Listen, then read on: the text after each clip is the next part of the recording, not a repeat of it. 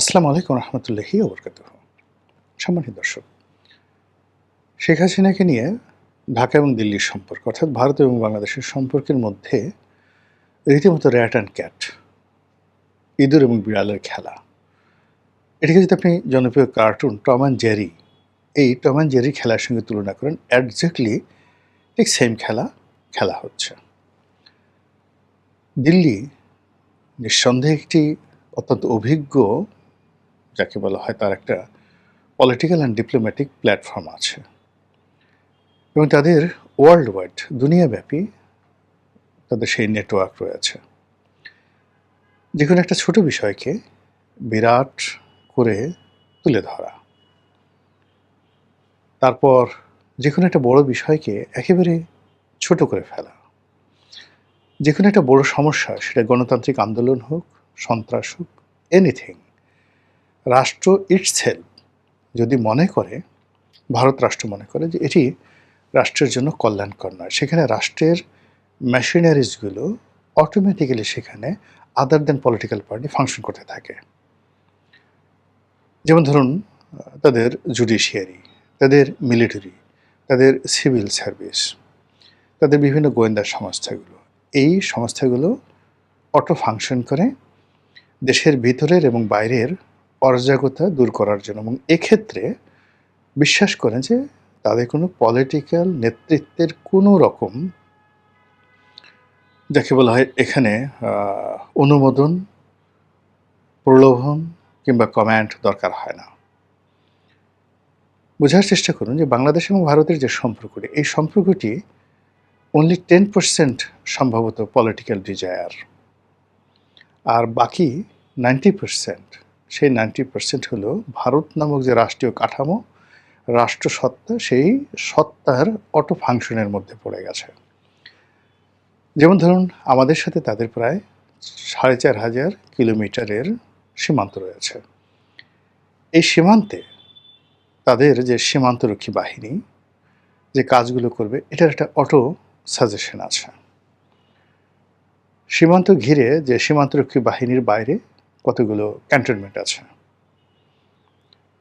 এরপরে সীমান্ত ঘেরা যে 7 সিস্টার, 7টি রাজ্য রয়েছে, সেই 7টি রাজ্যের যে রাষ্ট্রীয় কাঠামো, সেই রাষ্ট্রীয় কাঠামোর কতগুলো অটো ফাংশন আছে। এরপর ভারতের কেন্দ্রীয় কমান্ড, সেনাবাহিনীর কেন্দ্রীয় কমান্ড, ভারতের যে যারা বিদেশের মাটিতে ভারতের স্বার্থ সংরক্ষণ করে, গোয়েন্দা সংস্থা like CIA or like MI6, ব্রিটেনের MI6-এর মতো।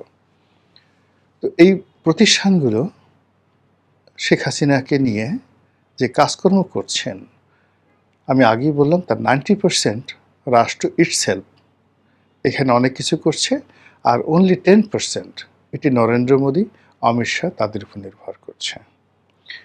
এখন কোনো কারণে যদি বিজেপি ক্ষমতা থেকে চলে যায়, রাহুল গান্ধী আসে, তাহলে এই 10%-এর জায়গায় বড় জোর 11% হবে বা বড় জোর 9% হবে। বাকিটা কিন্তু বাংলাদেশের সাথে ভারতের যে সম্পর্ক, সেই সম্পর্কটা তারা তাদের যে রাষ্ট্রীয় কাঠামোর যে অটো ফাংশনাল ইনস্টিটিউশনগুলো রয়েছে, সেই ইনস্টিটিউশনের মধ্যে তাদেরকে ঢুকিয়ে দেওয়া হয়েছে। এখানে আমরা বাইরে থেকে যতটা বুঝতে পারি, সেটা হলো তারা বাংলাদেশের সঙ্গে একটি সম্পর্ক রক্ষা করতে চাচ্ছে। বাংলাদেশ তারা দখল করবে না, বাংলাদেশে তারা ইনসার্জেন্সি চালাবে না, বাংলাদেশকে কখনো তারা সিকিমের মতো এইভাবে দখল করে রাখবে না। কেন রাখবে না? তাদের এই যে 7টি রাজ্য আছে, এখানে তাদের যে একটা পলিটিক্যাল ডেমো আছে, এরপর এর বাইরে তাদের যে একটা ভূতাত্ত্বিক বিধি ব্যবস্থা রয়েছে, তাদের যে একটা ভাষাতাত্ত্বিক ব্যবস্থা রয়েছে, এবং কালচারাল হেজিমনি যেটিকে বলা হয়, সেই কালচারাল হেজিমনিটা সম্পূর্ণ চেঞ্জ হয়ে যাবে। প্রথমত ধরুন যে আমাদের হাজার বছরের ইতিহাসে বাংলা, বিহার, উড়িষ্যা এই রাজ্যগুলো একত্রে ছিল। বাংলা বলতে পশ্চিম বাংলা এবং বাংলা, এর সঙ্গে আসামের একটা বিরাট অংশ, আর উড়িষ্যা বলতে তো উড়িষ্যা বুঝছেন, আর বিহার। এখন বাংলাদেশকে যদি তারা দখল করে, দখল করার সঙ্গে সঙ্গে ভারতের এই সেভেন সিস্টারের মূল কেন্দ্র হয়ে পড়বে আইদার ঢাকা অথবা কলকাতা। তখন এই অঞ্চলে বাংলা, বিহার, উড়িষ্যা এবং এর কেন্দ্রিক যে সেভেন সিস্টার, যেটি ব্রিটিশ জমানাতে, তার আগে সুলতানি জমানাতে, মুঘল জমানাতে যেভাবে এই পুরো অঞ্চল হাজার হাজার বছর ধরে অ্যাক্ট করেছে, এবং উত্তর ভারত এবং দক্ষিণ ভারত, এবং এই অঞ্চলই উত্তর ভারতের রাজনীতি মানে দিল্লির রাজনীতি ডমিনেট করেছে, আর দিল্লি দক্ষিণ ভারতকে মানে নরেন্দ্র মোদীর যে এলাকা, সেই এলাকার মানুষদেরকে অত্যাচার করেছে। এখন স্বাধীন ভারতে 47-এর পরে এটা রিভার্স হয়েছে, অর্থাৎ দক্ষিণ ভারতের যারা রাজনীতিবিদ তারাই এখানে, ধরুন জওহরলাল নেহরু দীর্ঘদিন তিনি ছিলেন, প্রধানমন্ত্রী ছিলেন, কিন্তু তার যে স্বরাষ্ট্রমন্ত্রী ছিলেন Sardar Vallabhbhai Patel, he was more powerful than of Jawaharlal Nehru. এরপরে জওহরলাল নেহরুর পরে যারাই ক্ষমতায় এসেছেন, ইন্দিরা গান্ধী দীর্ঘদিন চালিয়েছেন, কিন্তু প্রায় সব ক্ষেত্রেই দক্ষিণ ভারত মানে উত্তর ভারতের যে রাজ্যগুলো হাজার বছরের, তাদের চেয়ে দক্ষিণ ভারতের রাজ্যগুলো গুরুত্বপূর্ণ হয়ে উঠেছে, এবং সেখান থেকে এই নরেন্দ্র মোদী বালথ্যাকারে এদের তৈরি হয়েছে, এবং এখন এদের জয় জয়কার।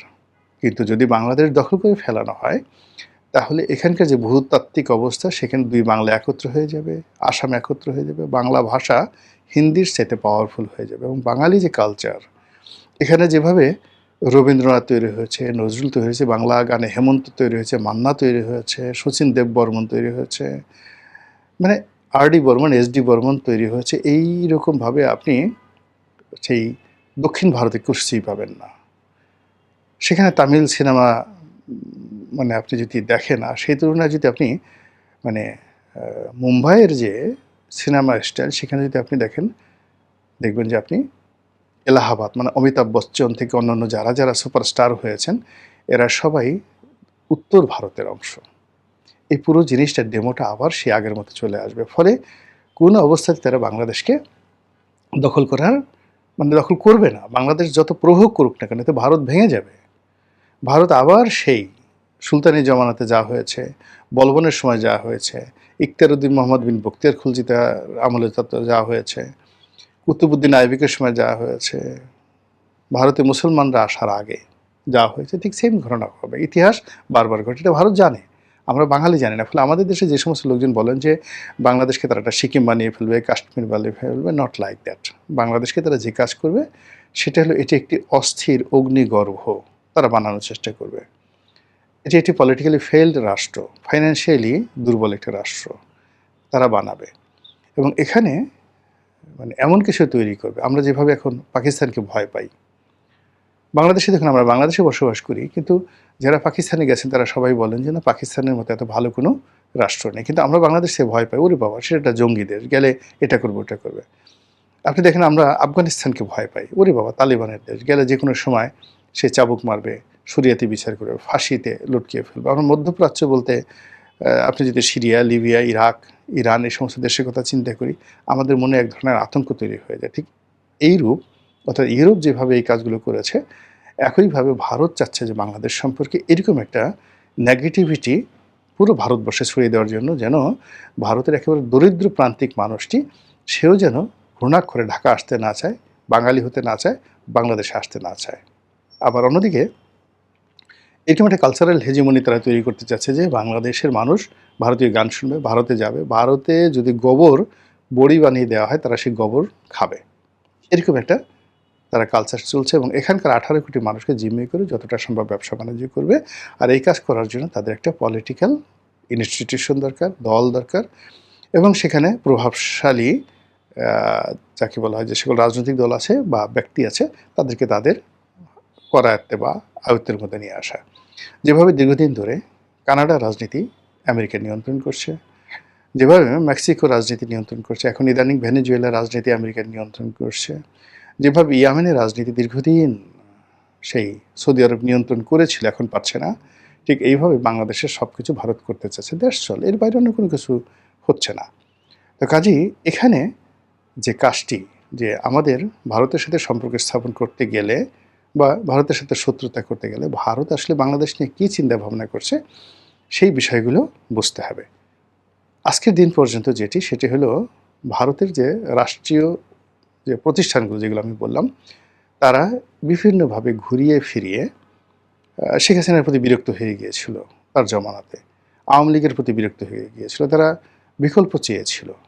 তারা বিএনপির সাথে সম্পর্ক স্থাপন করতে চেয়েছিল, জামাতের সাথে চেয়েছিল, জাতীয় পার্টি তো তাদের আছেই। এর বাইরে তারা ডক্টর মোহাম্মদ ইউনূসের মাধ্যমেও সম্পর্ক স্থাপন করতে চেয়েছিল, কিন্তু এটা হয়নি। তারা দেখল যে এই সম্পর্কটার ক্ষেত্রে এত ঝুঁকি তৈরি হয়েছে তাদের জন্য যে বাংলাদেশের যে অভ্যন্তরীণ সমস্যাগুলো এগুলো তাদের ভূমিতে চলে যাবে। ফলে তারা ঘুরে ফিরে দেখা যাচ্ছে যে আবার এই আওয়ামী লীগের ব্যাপারে তাদের যে মনোভাব এটা সিমেন্টেড হয়ে গেছে। এবং এখনও পর্যন্ত শেখ হাসিনাকে নিয়ে তারা আসলে কী চিন্তা ভাবনা করছে আমরা এটা বুঝতে পারছি না। কিন্তু শেখ হাসিনাকে নিয়ে তারা যে র্যাট এবং ক্যাট খেলছে এতে কোনো সন্দেহ নেই। তারা যখনই বাংলাদেশকে জিম্মি করতে চাচ্ছে, যখনই বাংলাদেশকে ভয় দেখাতে চাচ্ছে, যখনই বাংলাদেশকে বলতে চাচ্ছে যে ডোন্ট গো টু চায়না, এবং বাংলাদেশকে যখন বলতে চাচ্ছে যে ভারতের বাইরে যাবে না, ঠিক সেই সময়টাতে পোর্ট্রেট হিসেবে শেখ হাসিনাকে এই গত 2 বছর যাবৎ সামনে নিয়ে আসছে। তাকে গুপ্ত রাখা হয়েছে। তার কোনো ভিডিও ফুটেজ আমরা দেখতে পাচ্ছি না, কোনো সভা সমিতি সেমিনারে, এমনকি তসলিমা নাসরিন সেখানে যেভাবে ঘোরাফেরা করছে অতটুকু স্বাধীনতাও তার সেখানে নেই।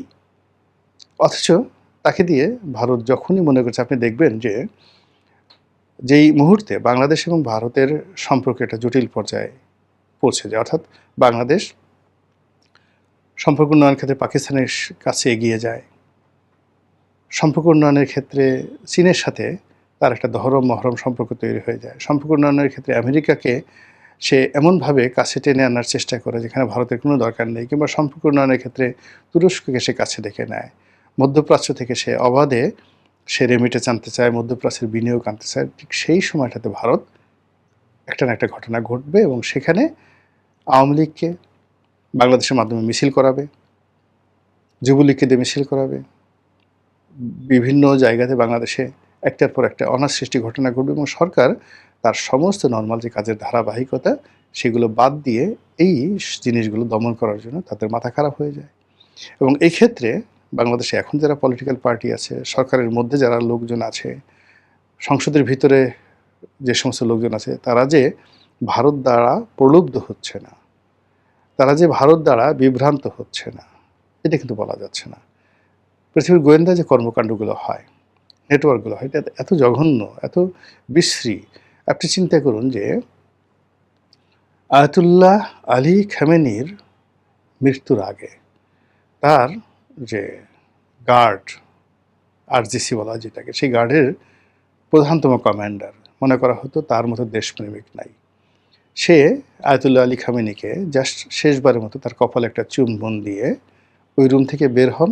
বের হওয়ার সঙ্গে সঙ্গেই সেখানে উইদিন 30 সেকেন্ড অথবা 1 মিনিটের মধ্যে সেখানে ক্ষেপণাস্ত্র নিক্ষেপ করে আমেরিকা এবং ইসরায়েল।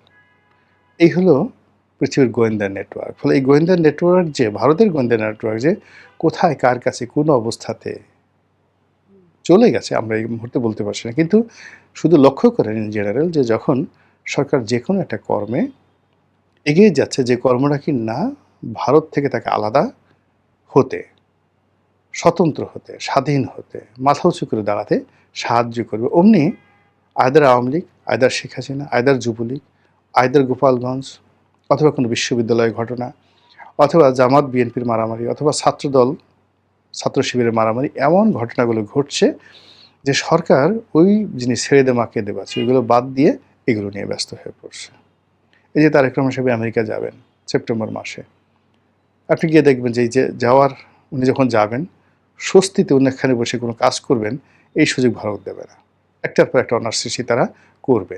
আবার তিনি ফিরে আসবেন, তারপর শেষে যাওয়ার আগে মানে সব জায়গাতেই আওয়ামী লীগের মতো একটা বৃহৎ দলকে যেভাবে ভারত এখন কবজার মধ্যে পেয়ে গেছে, এবং এটা দিয়ে তারা যত সহজে বাংলাদেশে তাদের অপছন্দের মানুষদেরকে তারা ভয় দেখাতে পারছে, মোটিভেট করতে পারছে, এবং ভারতের যে স্বার্থ এখানে তারা সমুন্নত রাখতে পারছে।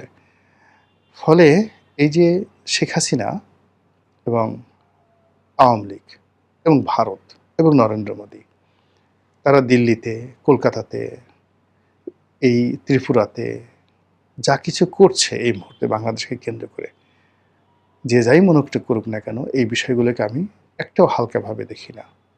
২ নম্বর হলো এই বিষয়গুলো মোকাবেলা করার জন্য সরকারের যে প্রস্তুতি থাকা দরকার, আমি ইউনূসের জমানাতেও এই জিনিসটা দেখিনি, আর তারেক রহমান সাহেবের জমানাতেও আমি এই জিনিসগুলো দেখছি না।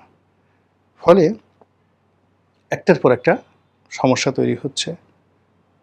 রাষ্ট্রের বিধি ব্যবস্থাগুলো দুর্বল হয়ে যাচ্ছে, চেইন অফ কমান্ডগুলো ভেঙে যাচ্ছে, প্রতিটা মানুষ আত্মবিশ্বাস হারিয়ে ফেলছে, সবার মধ্যে গল্পগুজব দানা বাঁধছে এবং প্রতিটা মানুষ স্বপ্নবিলাসী হয়ে আতঙ্কিত অনুভব করছে অথবা পুলক অনুভব করছে। মহান আল্লাহ আমাদের সবাইকে হেদায়েত দান করুন এবং হেফাজত করুন। আসসালামু আলাইকুম রহমতুল্লাহি ওয়া বারাকাতুহু।